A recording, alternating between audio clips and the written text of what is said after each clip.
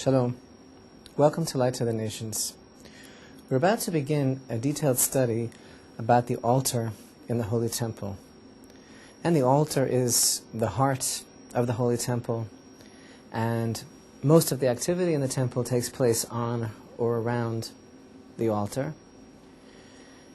And before we begin discussing the dimensions, the requirements of the altar, and even the history of the altar, we'd like to talk a little bit about the significance of the service, the sacrificial service, the offerings that take place on the altar. And you know that we've been talking for some time now about the fact that everything that takes place in the temple exists on so many levels. The temple is the central arena for man's direct and unfolding relationship with the Creator.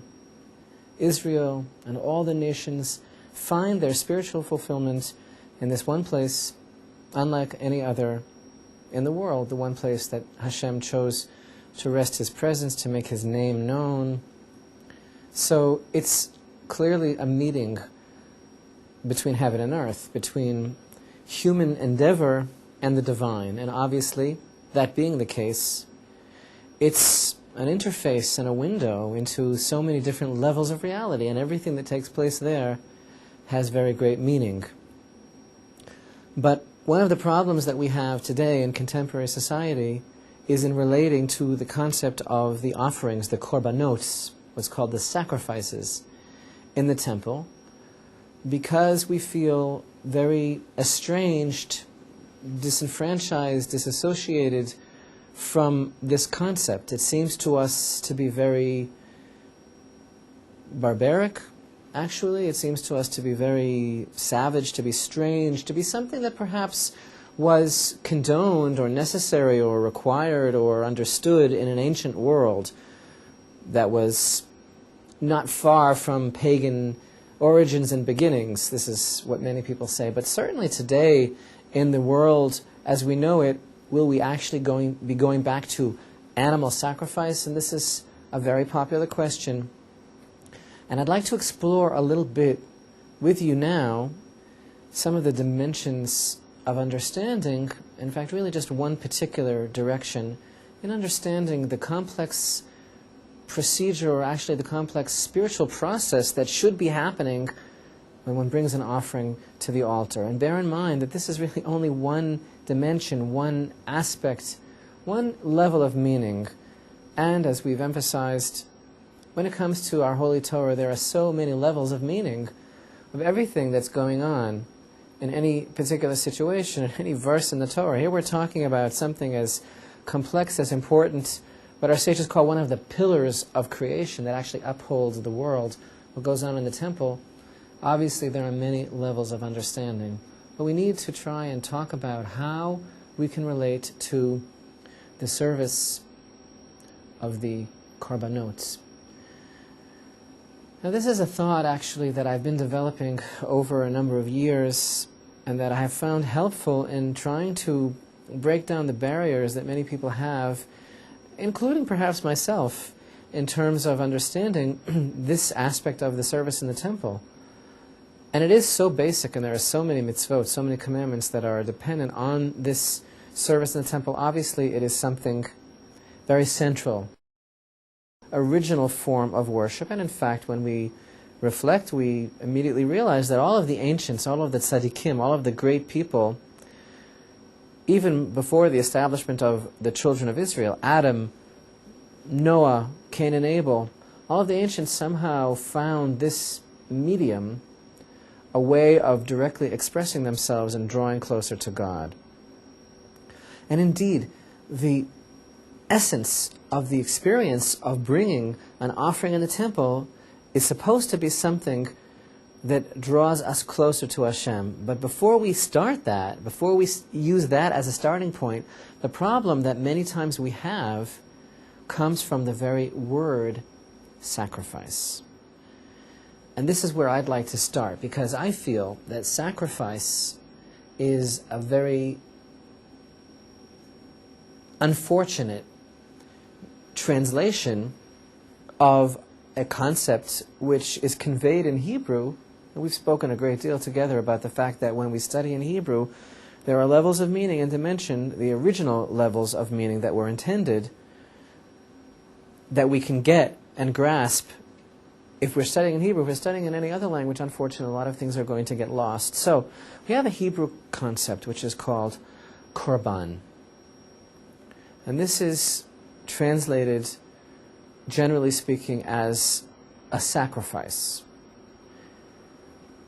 But when we examine this Hebrew word, Korban, we begin to understand that the root of this word conveys a closeness, actually a drawing close, of becoming engaged in an intimate relationship. That's what it really means to bring a korban, to draw close, to become involved in a relationship, lehitkarev, to draw close. Unfortunately, the word sacrifice has nothing to do whatsoever with this original Hebrew concept. In fact, if we look up the word sacrifice in the dictionary, we're going to find loss, deprivation. And the examples that are going to be given are the sacrifice that one makes for one's children, the sacrifice that one makes for one's parents. And the whole concept seems to be one of giving something up. Now, it's true that there is a certain idea of giving something up when one brings an animal to the altar, but this is not all that there is. So this is already an important insight, even at this early stage of our discussion, where we understand that something about bringing an offering, let's call it an offering already at this point, and try to free ourselves already from the word sacrifice, something about bringing an offering to the altar is designed by the Most High Wisdom of the Creator Himself, who is obviously the greatest psychologist because He's the architect of man. Something about this experience was designed to bring us closer to Hashem. And first we have to try and understand, what about my bringing an animal to the altar in the Holy Temple is going to be bringing me closer to Hashem? And let's bear in mind right now that I am going to try to invalidate the possibility that all it is about giving something up for God.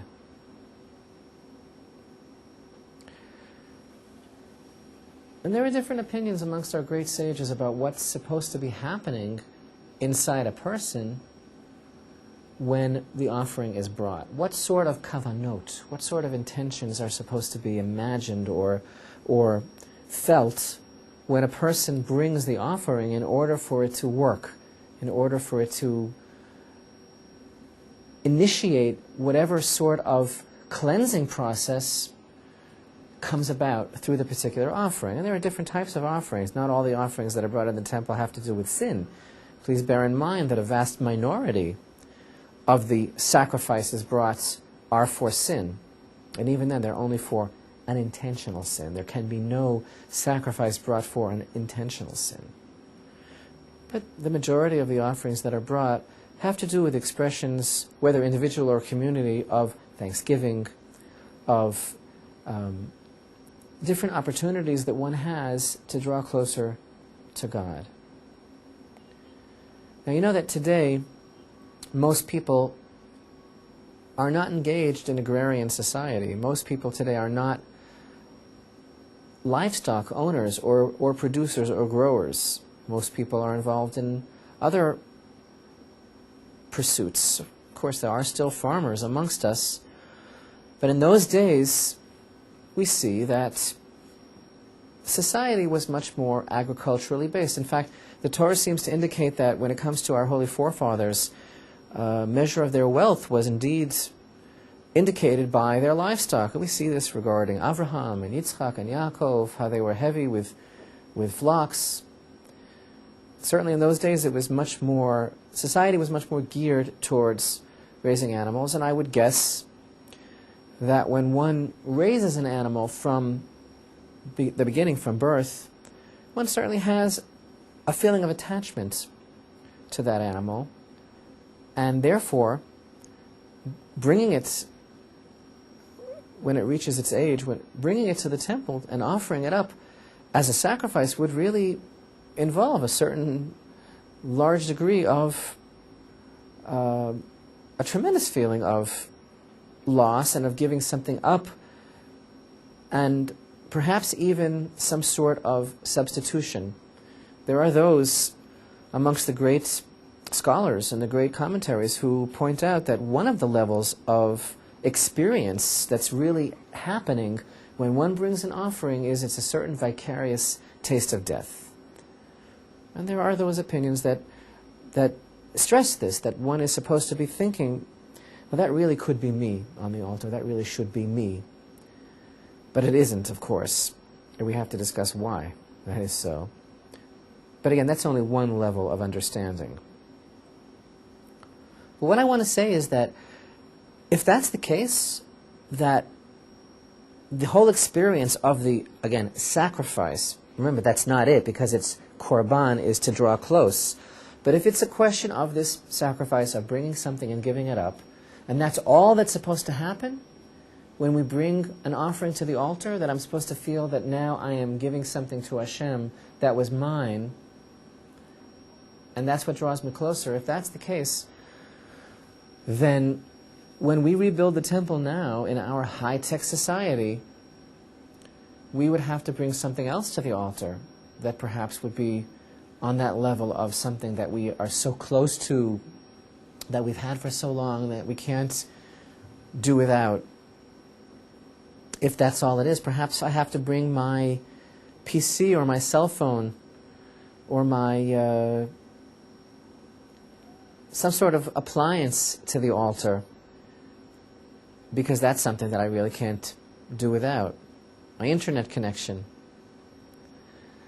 But obviously there's something special about the interface between the animal kingdom and the human being that's going down there when this transaction takes place. So it's not just about giving something up.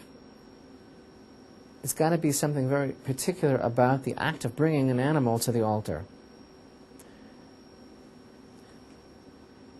Now this leads us to another stage of thought where we have this idea that a lot of people seem to feel that this whole imagery that's conjured up by the Torah of what went on in the temple is, indicative of this furious, wrathful, vengeful Old Testament deity who wants to see blood and guts and wants to see you bringing an animal and killing it and offering it on the altar, and only then will he grant you forgiveness. And that too is a total misconception of everything about the temple and about Hashem, our conception of God, and about what's supposed to happen at the temple. This wrathful deity, slaughter me up an animal. And one very interesting insight into how wrong that is comes from a very superficial look at Sefer Vayikra, the third book of the 5 books of Moses, Leviticus. And Leviticus is the whole earth manual to the offerings in the temple. It's the book of Leviticus which is basically totally taken up with the directions for how the offerings are to be brought in the Holy Temple. Now, something that we've discussed many times is the fact that our sages stress that the only way that we can really have any sort of inkling of understanding, of grasp of God and relate to Him is through His names. Because after all, God has no beginning and no end,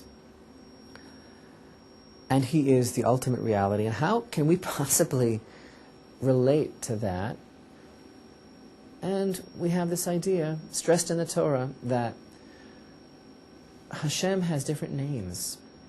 And through those names, all one God, only one Hashem. But the Torah itself uses different names, and these are kind of like signals as to how God relates to creation. And every name carries a tremendous amount of significance. And we know, for example, that the main 2 names that are used and with which we understand Hashem are in fact, the name we refer to as Hashem, the name which is a reference to the four-letter name, the tetragrammaton, Yud-K, Vav-K, we say, which is a name that consistently and exclusively conveys mercy and kindness. That's the message of that name. And another name which is used in the Torah is the name of Elohim, which consistently conveys the concept of a harsher judgment, strict justice. And volumes and volumes have been written about this great secret, how to understand how these names are used. But what is almost chilling in its simplicity and its compelling idea is the fact that if you examine the entire book of Leviticus from cover to cover, the name Elohim does not appear once. But that every time the offerings are mentioned, and every time there is this code of how the sacrificial system is to be administered, every time the mitzvot, the commandments regarding the sacrifices are discussed in the book of Leviticus, it is constantly and consistently through the name of Hashem. The four-letter name, Yud and He and Vav and He, which, as we said, conveys a message of love, kindness, mercy. And thus, we immediately understand that something about this process, which could be perceived as an indication of anger or wrath, as we mentioned, something about this process is actually a broadcast reaching us from Hashem of tremendous love. So, in that one fell swoop of revelation, those who feel that this is some sort of bloodthirsty, angry God that, won't be satisfied until you substitute it for an animal and he has to see death and blood, that falls to the ground. That's not the track. That's a mistake. There's something else here that we have to fathom. What is the message of love that Hashem is giving us by instructing us that we may somehow institute some sort of elevation for ourselves through bringing about the offerings and draw close to Him? What about bringing an animal is going to help us to draw closer to God? These are our questions. Why is it from the roots of drawing close, becoming engaged in a relationship? Why is the book of Leviticus featuring exclusively the name of mercy in terms of the instructions for the Korbanot? And to make matters just a little bit more complicated, before we attempt to answer any of these questions, let us even ask another question. Because honestly, when we talk about the offerings that are going down in the temple, it's hard enough for us to understand in our context today, removed, as it were, from the days in which this was something that was more accepted and understood. If this is all hard enough to understand, there's another expression that the Torah uses, which I think is even more difficult for us to comprehend. And that is the fact that we find many occasions offerings in the Torah that are referred to as reach nichoach, a sweet savor. Now, this is certainly something which is not in our genre today to understand the message the Torah seems to be telling us, that God likes the smell of burning meat, that He would prefer that over something vegetarian. What is the message here of the sweet savor? I think that all of these questions are compounded very much when we confront opinions in the world today that seem very reasonable and in fact very righteous, opinions that look at all of this from the aspect of movements like animal rights and thinking about the fact that this seems to be just a type of wanton waste of life, this type of exercise that the Torah seems to mandate. And there are people that have said many times, what about the animal rights, and how do we conscientiously understand how the Torah could be requiring us to do this. And this, of course, is coming from a position where there is a certain degree of what people feel is enlightenment. In other words, that was then, this is now. Now we understand more about the fact that there is a karma and a balance in life and a universality, and why would we be doing this type of thing. And so these are some of the questions that I think are in the back of all of our minds that we really need to understand. There's so many beautiful ways of approaching the Torah. And one level, which is, I think, a level of very basic faith, and the level that is associated in the Torah with the tzaddik himself, a righteous person, is that we live to a certain degree by our faith. In other words, the highest level, perhaps, of understanding is that Hashem commands, and we do. And that is the nature of the very structure of a mitzvah. In other words, why do we do it? Because God told us to do it. And for some people, under some circumstances, that's enough. And that's a certain level. But we are encouraged very much by the Torah itself to explore and to try and plummet greatest levels that we can of understanding. And it's actually very praiseworthy for a person to have questions. This is something which Judaism differs so much from other disciplines where, questioning is discouraged, and you're not supposed to have any questions. And if you have a question, it's considered to be like a weak faith. In other words, there are people who are taught in various religions or whatever that, you're not supposed to ask any questions, and things are kept very mysterious. Behind smoky stained glass in the dark, you're not supposed to ask certain questions. And the truth is that the Jewish experience of coming close to Hashem and studying the Torah, which is really, again, we always say the manifestation of Hashem in the world, it's the very opposite. You're supposed to ask questions. You're supposed to be as honest and as forthright as possible about your questions. And the very process of asking brings us closer to Hashem. In fact, there's a concept in the Hasidic tradition that a person who feels really close to God and feels like he doesn't have any questions and feels, like everything is great and he's not disturbed about anything, he's actually very far from God. But the person who feels furthest away and who feels that he doesn't understand and he's only not even begun to understand coming close to God, that person is really closer to God than anyone else, because he is humble.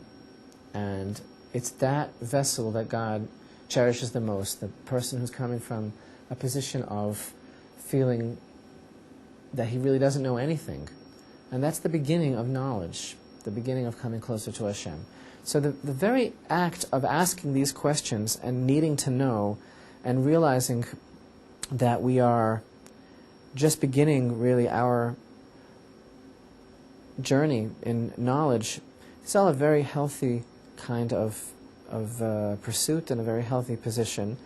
And what we're going to try to do is explore together some of the deeper insights into what's really going on when a person comes to the altar and brings an offering that will set some of these questions hopefully to right, or at least give us a beginning, a thread to hold on to as we enter into this very complex world, which, if we start from a starting point of that Hashem, His wisdom is infinite, and the Torah's wisdom is timeless, and that there are things that we indeed have become perhaps disengaged from, but if we start from a point of humility and we say we have to try to understand what the reasoning is here as much as we can grasp and what the message that Hashem really has for us is, then we can fill ourselves with the true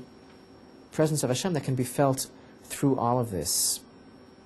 So we're going to continue in the second part of this talk and start to answer some of these questions, the very mystery of the word korban, to draw close to Hashem, the concept of giving something up on the altar, the concept of what should be happening really when a person brings something to the altar, especially an animal, the enigma of the sweet savor, and attempt to try to understand what the process of approaching the altar is, so that as we continue with this lesson, and as we continue moving closer and closer into the temple, we started out on the edge and now we're moving closer in, and we're going to actually be participating more and more through our learning in the experience of the temple. We're going to see that there really is something missing from our lives, and that it really isn't all that far off after all, because the heart and the secret of everything that goes on in the temple